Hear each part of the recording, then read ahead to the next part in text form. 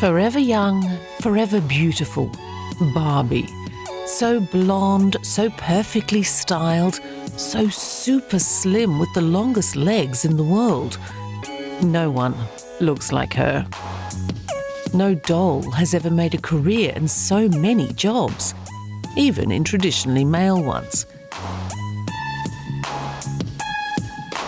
Then there's her companion Ken. Not really worth the mention, but somehow always at her side. Barbie wouldn't be Barbie if she wasn't always ahead of her time. Diversity? Of course.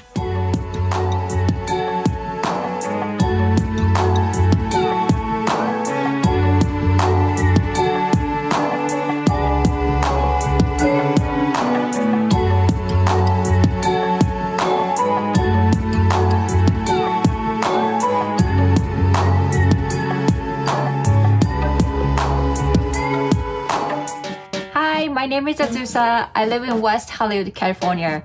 I'm a Barbie influencer.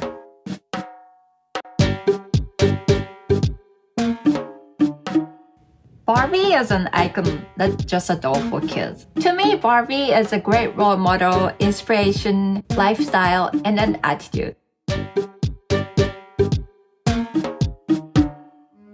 Maybe I could live without her, but with Barbie, my life is trillion times better.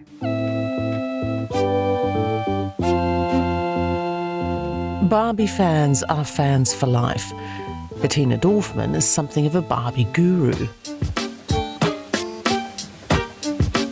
She owns the world's largest collection and is even in the Guinness Book of Records. 18,500 dolls spanning the decades. The Düsseldorf native knows the history of the long-legged blonde like no other. She's been passionate about Barbie since childhood. Ich hatte damals als Kind immer damit gespielt. Also wir haben uns wirklich die Nasen platt gedrückt. I used to play with her all the time as a child. We only wanted Barbies, and that's how it all started. Then I packed it all away and later unpacked it for my daughter, but she didn't want it. Then I realized that she's such a reflection of her time, and that's when I started to buy replacement parts for ones that were broken. The special thing about Barbie was that she was actually a dress-up doll, like a paper dress-up doll back then, only three-dimensional. There wasn't that much money to buy new outfits. It wasn't a throwaway society. I would say we were more sustainable back then than we are today. Things were altered and passed on and fixed by hand, and that also worked very well with Barbie. Barbie, you're beautiful. You make me feel my Barbie doll is really real. The history of Barbie goes back to the 1950s. Barely on the market, she was already a bestseller. For little girls, a hero had been born, the first influencer. And all the gadgets gals adore. Ruth Handler, Barbie's creator. It's the story of a successful businesswoman. But wait, first things first. It all began in sunny California. Ruth was from a Polish-Jewish immigrant family and grew up with 9 siblings. In high school, she met Elliot, who would become a product designer and her husband and business partner. Ruth was clever and ambitious. With Elliot and a mutual friend, she founded the Mattel company. The first products were wooden picture frames and doll houses. Ruth was great in sales. The company grew quickly, and soon the Handler family could afford expensive vacations to Europe. In 1956, they went to Lucerne. There, her daughter spotted an unusual doll in the shop window. Ruth was electrified. She'd never seen anything like it. A doll, beautiful, grown up, with its own style. She immediately realized the potential and bought it. Ruth was a toy designer, a toy marketer. She had a daughter named Barbara. She didn't like the options that her daughter had in terms of dolls. They were baby dolls for nurturing play, and Ruth wanted more options.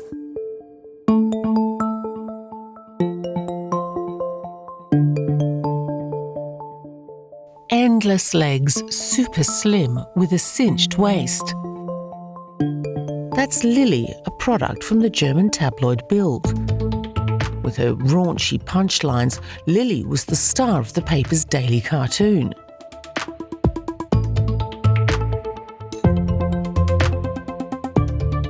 She was sassy, sexy, and confident.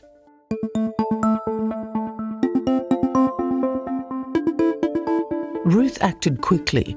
She was certain that with Lilli, she'd hit the jackpot of the toy industry.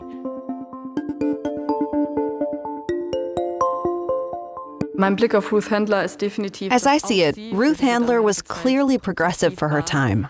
She saw this doll in the shop window and thought, that's what I want to make. So she set to it, implemented her business idea, and brought a doll to market.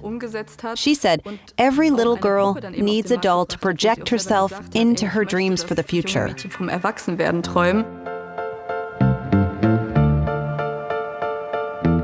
And so Barbie was born. Ruth Handler borrowed the name from her own daughter, Barbara. She worked feverishly with designers and fashion professionals on the new model. Ruth knew from the start Barbie would not be a simple doll. Barbie was to have a life, a job, and dreams. I think it was very progressive for the time if you really look at the context in which this doll came to market. After all, it was the first adult doll. Before that, little girls only ever played with baby dolls, and that was somehow preparing them for a mother role. Barbie was the first doll that had its own life, did its own thing, and could be whatever the child wanted.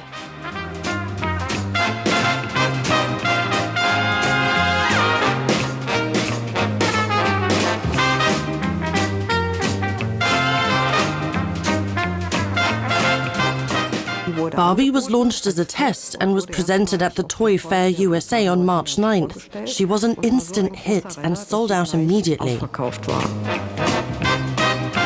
In the first year, over 300,000 Barbies were sold. Ruth Handler is good at getting her message across, and within a few years, Mattel had become a well-established toy maker.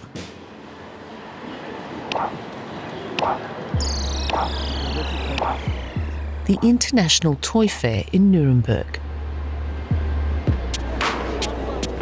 This is where decisions are made on the toys of the future, with enormous sales potential. Children's toys never go out of fashion, but they always have to be reinvented. Mattel has had one of the largest stands here for years. The Barbie universe is now infinite. The Starlight Fairy Barbie, a hairdo from Barbie of Swan Lake, a Barbie mermaid, and then a couple of normal classic Barbies. So they were good at moving with the times. And of course, they also understood the diversity movement. I'm standing in front of our Fashionistas line, which is the most diverse doll line in the world. We are big believers in the expression, if you can see it, you can be it. We celebrate the fact that Barbie's had over 250 careers. She can do anything. That means you can do anything as a child when you grow up. So really proud of the way the brand is representing such positive role models for girls. Mattel has done a lot to bring Barbie's ideals to the world. The company skillfully combined business, marketing, and the founder's cause of female empowerment. Every year, the company honors women with outstanding careers. Barbie is an empowerment ambassador.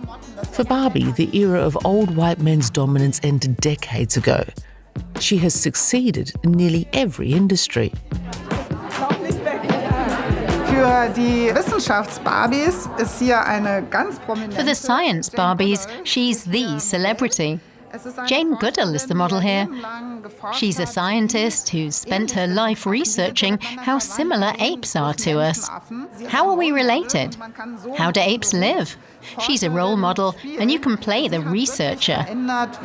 She's really changed how we view apes. The other role model, of course, and it's really very important, is the astronaut. So women who explore space. Samantha Cristoforetti is the role model here, and she herself is an astronaut. She's now a commander, and that's just so cool. As a girl, I too can dream of being in space, doing research there. The question, who can be an astronaut, still throws up the biggest gender gap today. Girls are 5, 6 years old. When they draw astronauts, they draw men and not women. And I think this toy can change that. There's one thing you can't accuse Barbie of. Despite debuting in the 1950s, she's never been that era's stereotypical housewife. Right from the start, Barbie has been a working woman, an astronaut, a surgeon. No jobs beyond her. And the fact that she's always freshly coiffed and super slim? Enviable. On the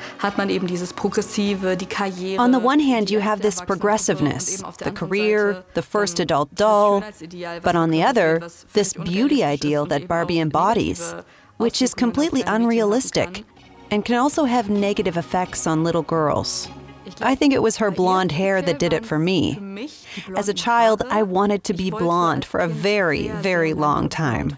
And I begged my mother to let me dye my hair blonde, even though I was, 6 or 7 years old. And I think that had something to do with Barbie. She was the absolute ideal for me. Naturally blonde, the beauty ideal of the 1950s. Blonde meant angelic, virtuous, and sexy. The typical Marilyn Monroe snub nose and cinched waist, the perfect look. When girls say, yes, I want to be like my Barbie, I don't think most parents pick up on it and say, oh, that's a problem and we have to think about it, talk about what it means. Instead, it's totally downplayed. And that's what sets the first norms, the first boundaries, and the first ideas of what a body should look like. So for me, Barbie isn't at all misogynistic because she's living her life to the fullest.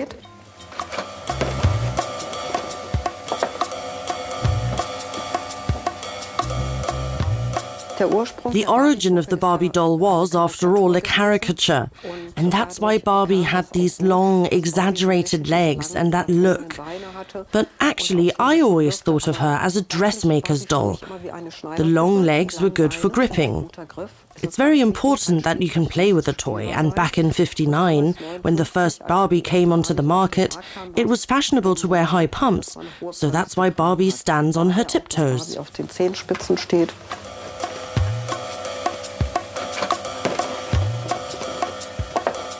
In this display case, a bit lower, we have the first half of the 60s.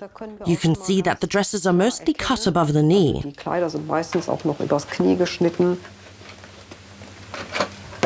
This thick eyeliner was totally in, the ponytail, the puffy hairstyles. These are the typical looks that people had at the time.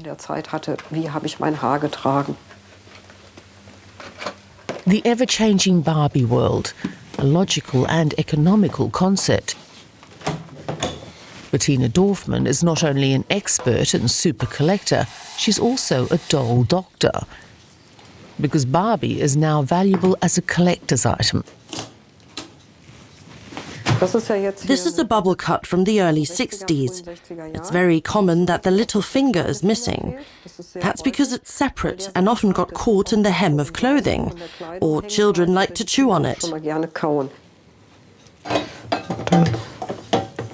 We have to wait until it boils.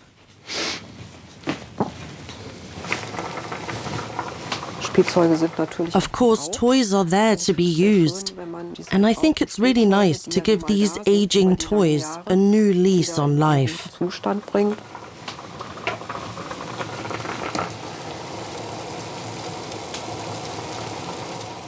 Doll repairs come in so regularly that I actually have something to do every day. The collectors are always bringing their finds to the fairs. I also get small parcels sent to me to make it worthwhile.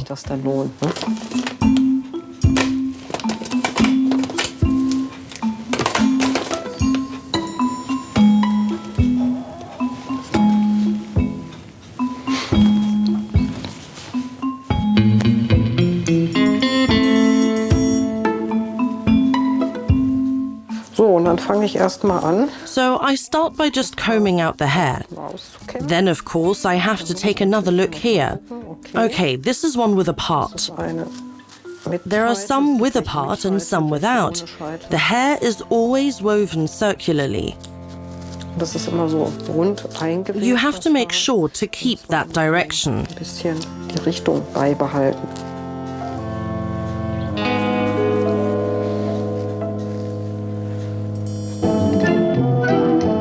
A royal reception for Britain's top mini model, whose professional name is Twiggy. Yes, at the very beginning, we only had the doll and fashion. They followed the latest fashions closely, and the first celebrity doll was Twiggy. That was the very first one. She was very slim, and she had her own special wardrobe. The celebrity Barbie was born. Dolls based on real-life models. Adult role models for girls. We noticed that in 2021, women made up only 15.5% of workers in the STEM sector in Germany, which is a real shame. And that's why we at Barbie have made it our mission to show young girls in particular more female role models in this area. Even as a child, I couldn't get enough of my grandfather's seafaring stories. I knew even then that when I grew up, I wanted to be on the water. Being a pirate wasn't an option, so I asked myself, what's plan B? I didn't realize at the time that explorers, pirates and sailors were actually always men.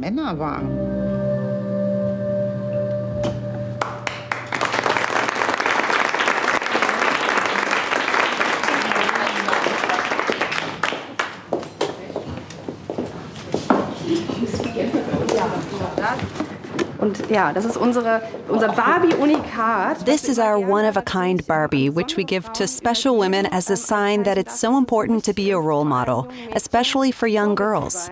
Have fun with your little mini-me. Of course, the aim is to give young girls great role models.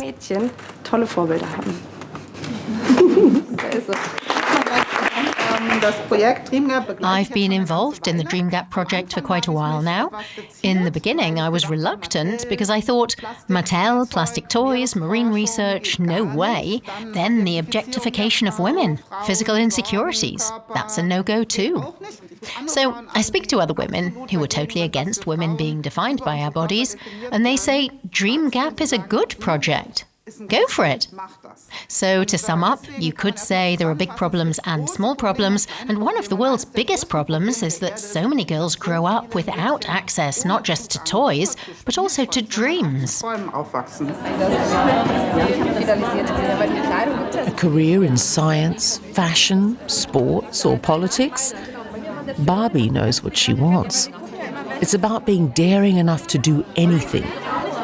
Christina Vogel, former Olympic cycling champion, is a Barbie ambassador today. I had an accident in 2018. Since then, I've been a paraplegic. It was the way I dealt with the accident, showing that even if you've had rotten luck, you don't have to sit at home and get depressed. You can still enjoy life. That's why I got the Barbie, the Female Role Model Award. I always say, what we can't see, we can't aspire to. Toys and parenting are so influential, and it's important to include diversity from the very beginning. Barbie's world expands as social changes become apparent. The key words today are diversity and inclusion. In 2023, Barbie launched a doll with Down syndrome. I love it! So when I first saw the Barbie, I was like, what the heck? A bit overwhelmed. Let's say, like, thrilled. She looks glamorous, gorgeous, pretty, darling. And she is perfect like me, and I'm perfect like her.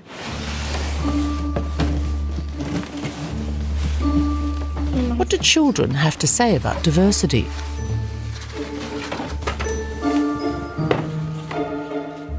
I think it's actually quite good, so that other girls who play with Barbie learn that there are other people who don't look like them and look a bit different, but that it's not a bad thing. So I think it's good that more are being made now, because it's not nice if you leave someone out or call them names just because they're different. Not every person can be the same. And it would be weird if everybody was the same.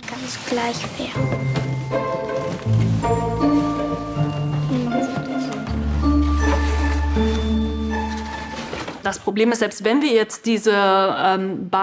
problem is that even though we now have these Barbie dolls in wheelchairs, with skin disorders and prostheses, it will take a long time to catch on, because it will be a very long time before the same number of these dolls are in households. I think what fascinated me most about her was that I could dress her whatever way I wanted.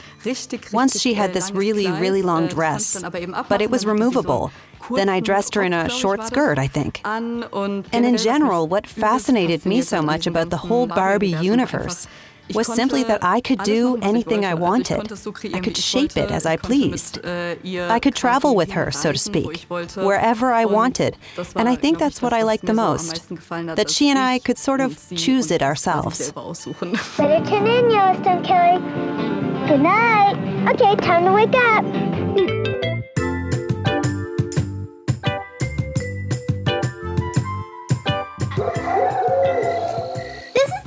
Of July ever. I'm so glad you decided to take us camping, Barbie. No, you forced me to take you camping. The only decision I've actively made for this 4th of July is to get star-spangled hammered. Can we go home early, like now? Suck it up, Skipper. Sometimes you gotta do stuff you don't like in order to make people think you're a nice sister. I don't care about looking nice. Yeah, I got that from your outfit. Hi, I'm Sam. And I'm Mickey. And a lot of you guys have been asking us how we make our Barbie sets, so we're going to show you today how we make our Barbie sets. Yeah. Sam and Mickey, Barbie lovers from Australia. Since 2010, the two friends have been enthusiastic directors of short stop-motion films. Satirical and pointed, Barbie is always the boss. Personally, I guess, growing up for me, she was everything. Mm-hmm. She was the epitome of play and imagination. Whatever I wanted to do, whatever I wanted to be, I could be that through Barbie. Mm-hmm. I could make her be a wonderful housemaker. I could make her be a heroine and fight crime. It was so limitless what you could do with her and what you could imagine with her. She could fill entire days, weeks worth of play, and you'd never get bored because there was always some different scenario you could imagine. You could build some other world that you could enter into with her.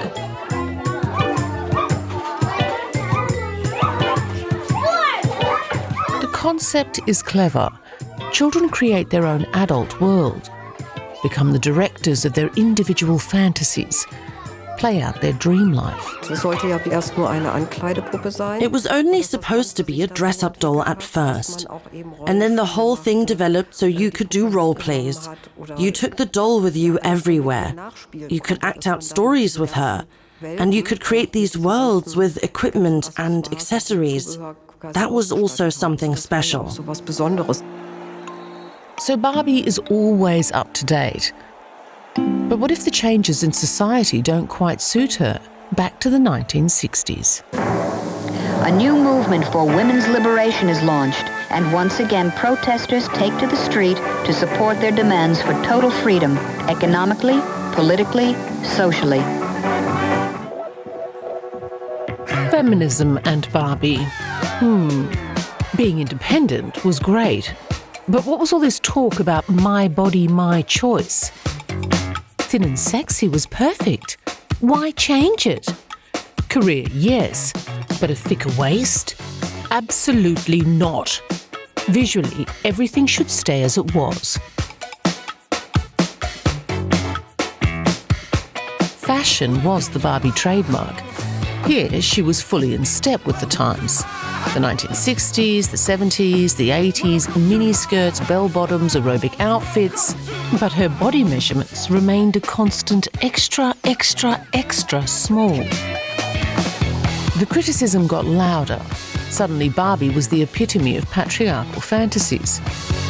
What could be done? Barbie needed a community. At first, there was only the Barbie doll, and that was such a big success, so then they produced other characters too to keep Barbie company. Fluff is a friend of Skipper. This is Skipper here. Skipper is Barbie's sister. And PJ and Christy, for example, are also friends. So those are their roles because Barbie doesn't have children. She has either girlfriends, cousins, or siblings. Coloured Francie came onto the market in 1967, Mattel's first black doll. She was Mattel's response to the civil rights movement. The struggle against racism was increasingly visible on the streets. Equal rights for all. The social shift didn't go unnoticed at Mattel. Francie was a black version of a Caucasian Francie, made with the same mould.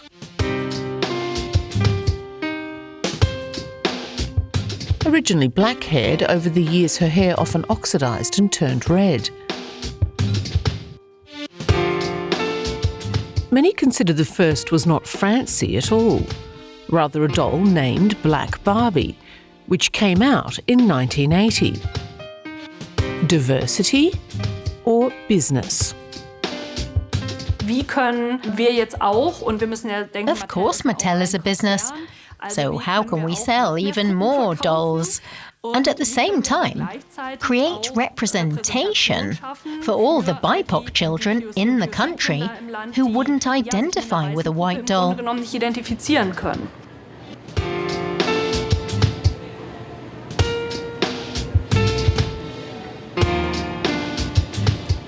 Today, black representation in the Barbie world is much broader. Black Barbies' physical traits have also changed, distinguishing them from white Barbies. Gradually, variations were introduced in Barbie's appearance, and cultural characteristics became more visible. In Los Angeles, the new prototypes of the dolls are designed and produced by hand using 3D technology. Everything is still made of plastic, but 90% of it is recycled plastic, as Mattel repeatedly emphasises. The afro has long found a place in Barbie's hairstyle collection. We just do it here this way because this is how we've done it for so long, and it's like how we create, like hand create each one. It's just these machines are so amazing.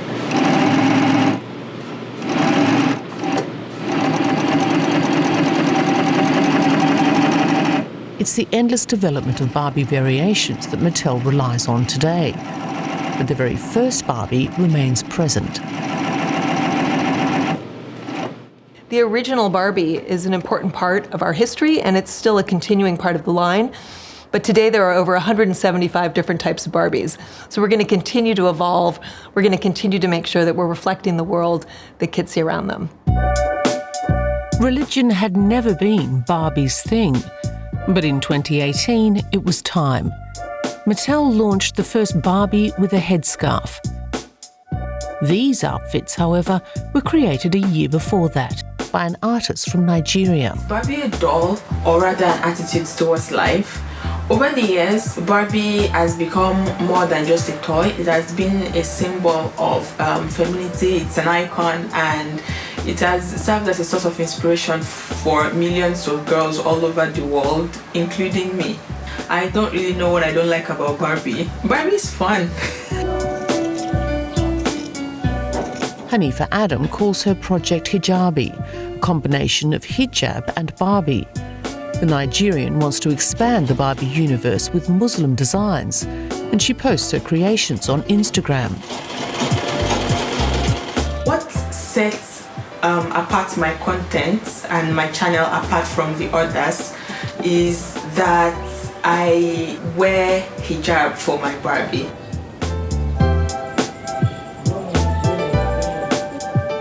Hanifa's project is controversial, but her aim is clear: to counter prejudice and to empower Muslim girls who wear headscarves. There are different kind of diverse girls all over around the world, and when I was going through Barbie style page, I was just imagining how it will be if there is a Barbie that wears hijab that looks exactly like me. That was what I was thinking of. That was my headspace then. What if a doll wore hijab, and one day I got a doll, wore the hijab for it, and posted it on social media.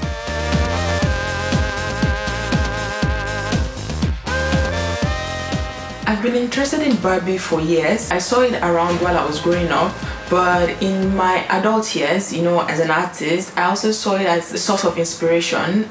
I came across Barbie more, you know, when I was familiar with it more via social media. Barbie, being a young girl, living a life, you know, posting fashion tips, you know, going for events and things like that. So that was like when I really got familiar very much with Barbie. Barbie, the influencer. What's in my bag? Never leave the house without this. Wow, vintage. Da-da-da-da-da-da. Oh, I was wondering where that went. Oop, gotta protect your skin. Huh, this'll match my shoes. Hike! Why is a rubber chicken in... Also auf Social Media, sie tritt da wirklich wie so eine richtige Influencerin. So on social media, she acts like a real influencer.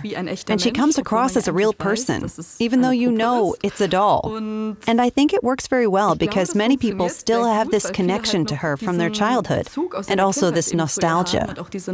Hi. So you've probably heard me say this before, but I really try to do my best to live a sustainable lifestyle. And one of the best ways to do this is by helping out animals and other little creatures that might be struggling to live their best lives because of disappearing habitats. Which brings me to today's project. Do you know what this is? It's a bee hotel. Don't feel bad if you didn't know that. I didn't know, and I've seen them all around my neighborhood. A bee hotel is a home for solitary bees like mason bees. So it's a safe place for them to lay their eggs and store their pollen. Auf der anderen Seite muss man natürlich, finde ich, auch ein bisschen aufpassen. On the other hand, I think you also have to be a bit careful because I think it has a different effect on children who still perceive everything very differently. I mean, when I see it now, I can understand it and reflect on it. But back then, as an absolute Barbie fan, if I'd seen Barbie on TikTok or Barbie as a vlogger on YouTube, I think I might have lost touch with it a bit. Ich hätte so ein bisschen, vielleicht so ein bisschen den Bezug. How much of her is the toy? What's the doll? And what's real life? What's reality here? Was ist eigentlich noch die Realität?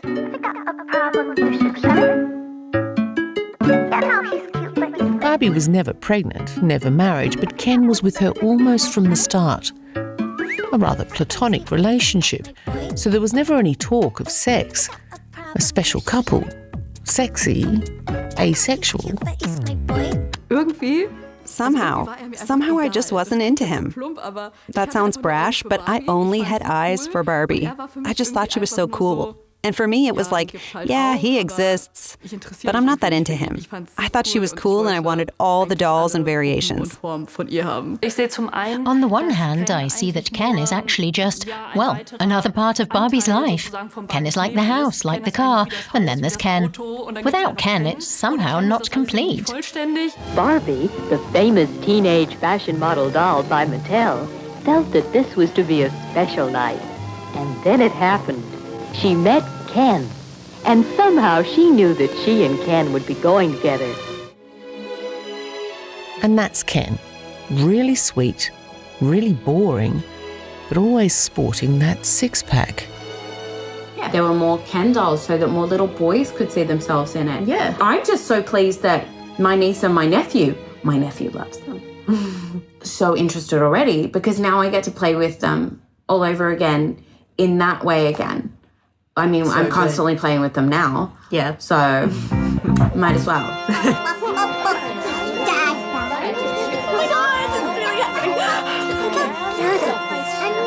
Hello, everyone. Thank you for coming. I look beautiful. Barbie? Yes, Ken. What are you doing? Oh God, I'm scared. Marriage? Wedding? Unlikely. This is an announcement we thought we'd never make. Oh dear, 2004. Ken and Barbie's relationship is in trouble. Ken and Barbie are going to go their separate ways. The Barbie fan community was in a state of shock. But honestly, did Barbie ever need a man? I think the concern, given that we live in a patriarchal society, was that the moment Ken started playing a major role, he'd take all the power and absorb all the energy, so to speak. And then she'd just be the pretty trophy wife at his side. And of course, that wouldn't work, because it contradicts the whole Barbie idea. A perfect marketing coup. A twist of fate. Lovers reunited. Barbie and Ken have been apart for about 7 years. Ken has been working so hard to win Barbie back with grand gestures all over the city, all over the globe. And today on Valentine's Day, Barbie said, yes, we were made for each other, let's go for it, and they are back together again. Hi, Ken.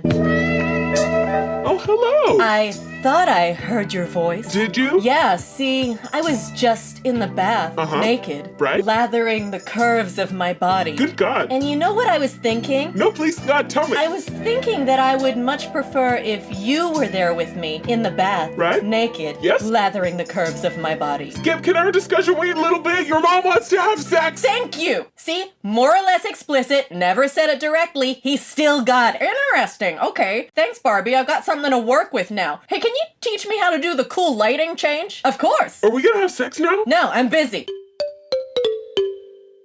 Sam and Mickey, aka Barbie and Ken, don't mince their words. The two filmmakers have known each other since high school. They published their first video in 2010.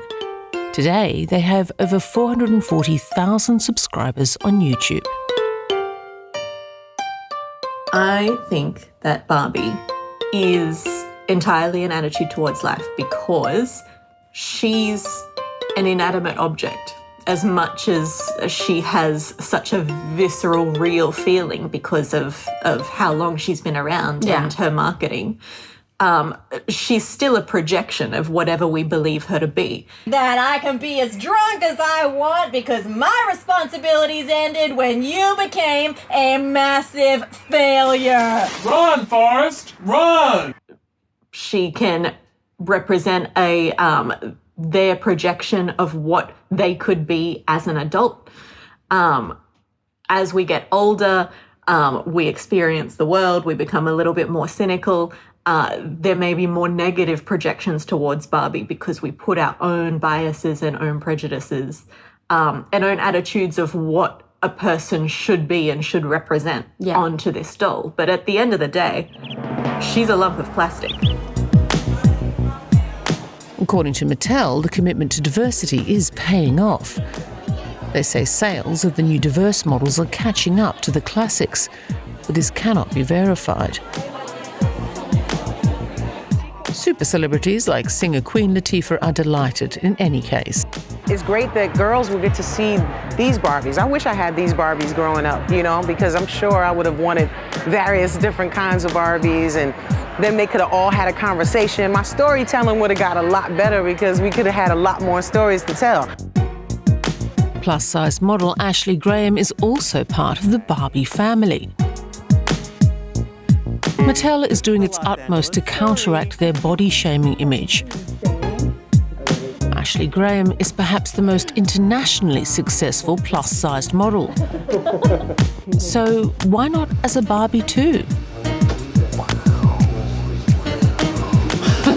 Also wir sehen hier eine ganz klassische Barbie. Here we see a very classic Barbie, with classic Barbie body measurements. The thin arms, the thin legs, and I'd like to show the thighs here for the following reason. Barbie has now developed a curvy version. And if we compare this thigh with this one, we can see that there is more, but not much more. So it's really questionable whether this can pass as a curvy model.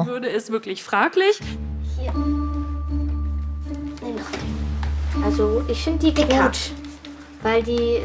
Well, I think she's good because some people aren't as skinny as others. And she's still not fat here, she's just a bit wider.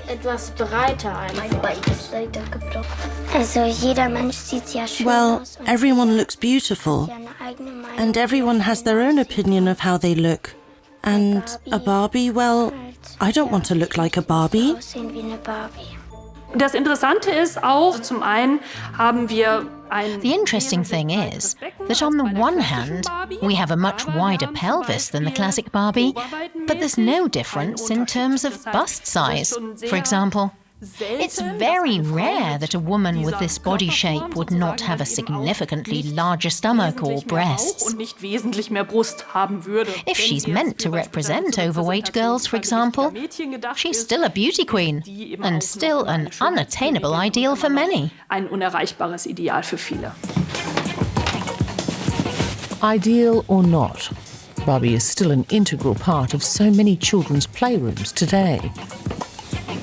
Daran kann man sehen, dass Barbie sicherlich. You can see from this that Barbie's continued success is a result of her moving with the times.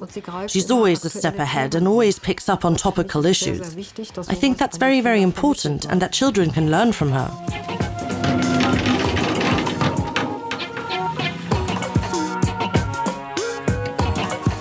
These special women who have achieved something or have professions in traditionally men's fields, I think it's very, very important to show this through play, not only to children, but also to adults, to men and to women.